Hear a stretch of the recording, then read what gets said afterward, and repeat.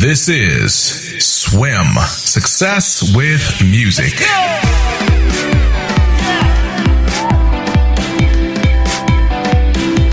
Yo, what's going on, everybody? This is Success with Music, Swim.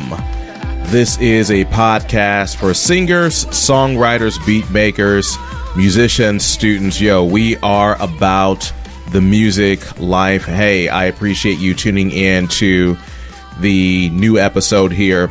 And again, my name is Walt. We have just a bit of fun typically here on our shows and try to offer some useful tips for musicians all around the world. We've been away for a few weeks, but we want to jump back into things here, and we're starting off with a brand new series, and we're going to focus on some music production techniques, some composition techniques. And what I'm going to do for the next few episodes is bring in some audio in order to illustrate some of the concepts that I would like to convey. So for today, we're going to start off with 3 different production related tips for you that you may find some value in as you go about composing your songs and tracks. Yo, let's get into it.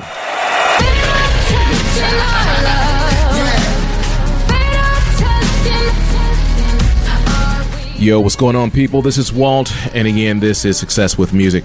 I want to offer up 3 techniques that I use for creating my music. So I'm going to play a track for you, then we're going to go back and deconstruct the track. I'm going to just take 3 major points today and unpack some of the ideas that I use to produce using my digital audio workstation. So fair warning, this is going to be an episode where the tips are focused at recording techniques and giving you some ideas using your recording software. And if you're not a software user, hopefully you can pick up on some of these tips here. So let me start off by playing the track that I created. This is just a very, very short track. And again, I want to pull out certain elements and focus on them for today. But let's take a listen to the track before getting started. Here we go.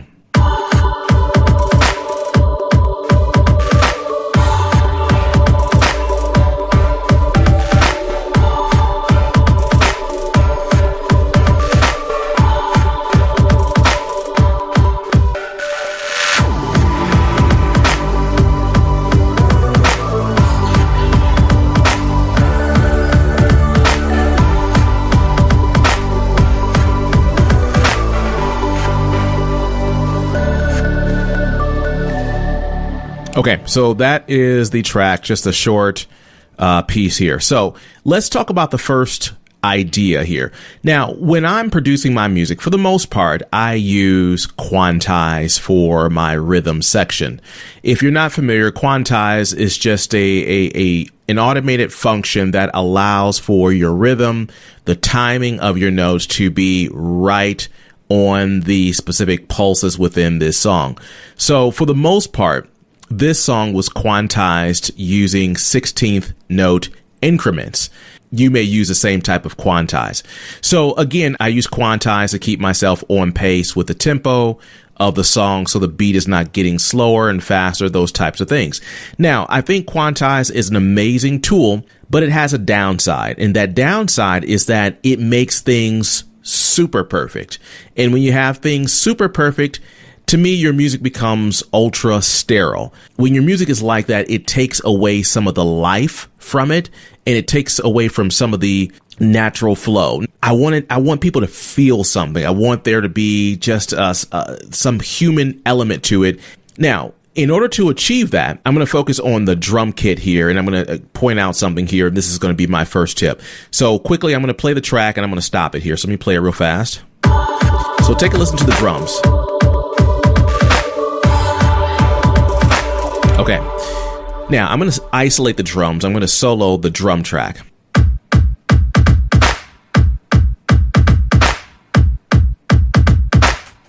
All right, let me stop it there. So what I did here is I have my kick drum, of which you can hear when it first starts. I have a layered clap and kind of a snare there. Take a listen to that. I'll play it for you. Comes up right there, right here, right here. Okay. What I want to point out is when I created this track, I quantized it. I made sure that it was right on the money in terms of rhythm. But one thing that I wanted to do is I wanted to give it just a bit more life.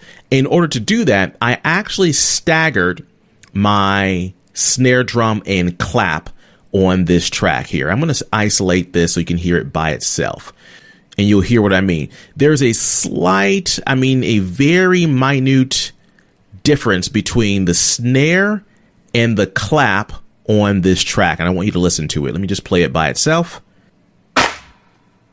That went by kind of fast.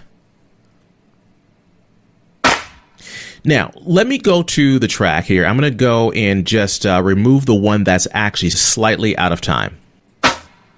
So if you saw my screen right now, this clap happens right on the number 4 beat of this measure.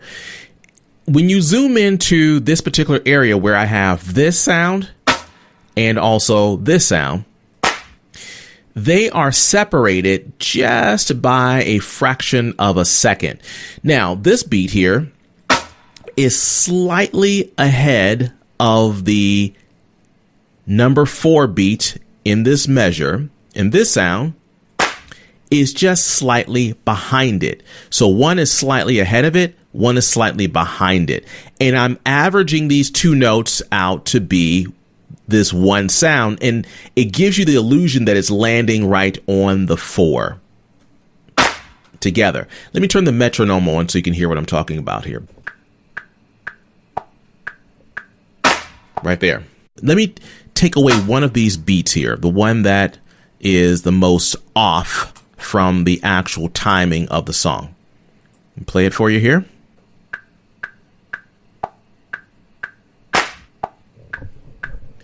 Okay. So you have 1, 2, 3, 4. Okay. Now let me bring back that other pulse, that other sound, if you will. Take a listen to it now with them staggered. And again, it's very, very small by a very small amount. You hear that? Now I'm going to exaggerate it to give you what I'm going to exaggerate them just a bit. Sorry, I hit it by accident. I'm gonna hit this one again. I'm gonna move it well ahead of the beat. I'm gonna go way beyond where it should be in terms of staggering, but I want to do this to overemphasize a point. Take a listen. Okay, that's kind of crazy, but on a micro level, that's really what's happening. So if you were to kind of slow it down, it would be like that. Now that's just kind of going a little crazy. So let me tighten them back up again and put them just closer together. And again, that was more an exaggerated scenario, but going really fast, it sounds like this again. So when you do this, you build in just a bit of imperfection, but that imperfection happens very close to the appropriate pulse in this track, which is the number 4 note in this measure. So because I have one of the sounds going just ahead of that number 4 beat in the measure and the other is just behind it, together they average out to land right on the 4. That's kind of what your ear hears. So again, when you use this type of programming or editing, it gives it just a bit more life and it gives it less of a hardcore programmed sterile sound. All right, so let's start all over again. Take a listen to it with the metronome.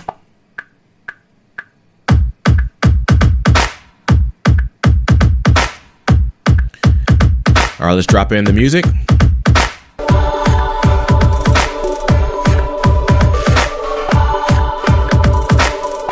Okay, so hopefully you get the point. Play around with this. You can do this with a lot of different instruments. I like using it for my snare drums.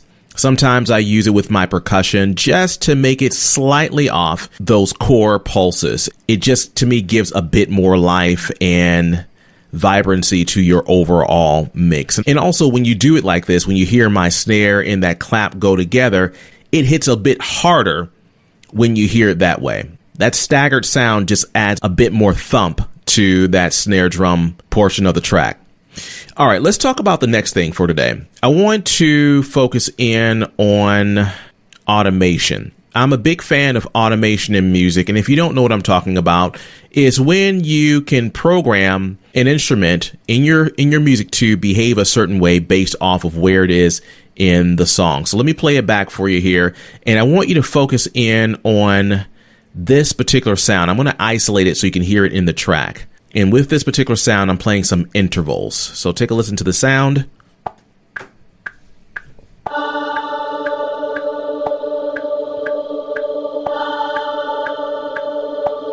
Okay, so that's the sound I want you to focus on. All right, I'm going to turn the metronome off for this here. So let's go back to the beginning. Focus in on that sound. Here we go.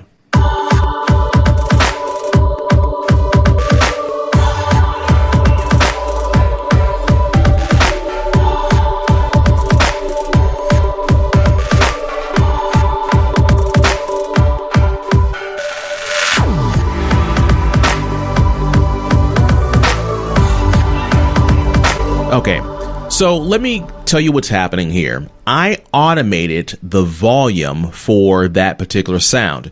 So when the music dropped here, I'll show you where it is. When the music came in right here, that's when the automation kicked in for this particular track. So what happened? Because I brought in more instrumentation along with that sound, I didn't want that sound to be up competing with this additional instrumentation, but I wanted to keep that same feel to drive the overall track.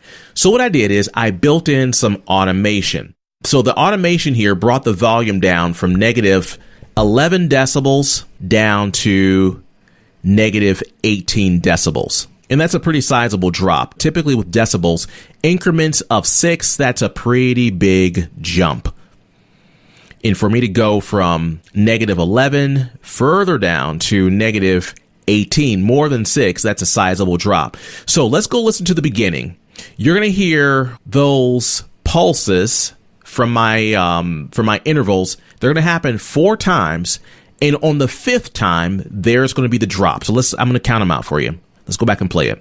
That's number 1.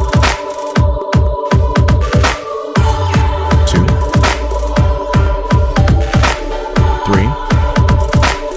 Here's the last one. 4. Listen for number 5.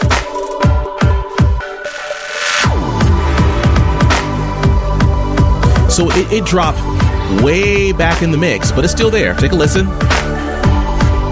It's there. Here it is. But I use my automation to pull it back.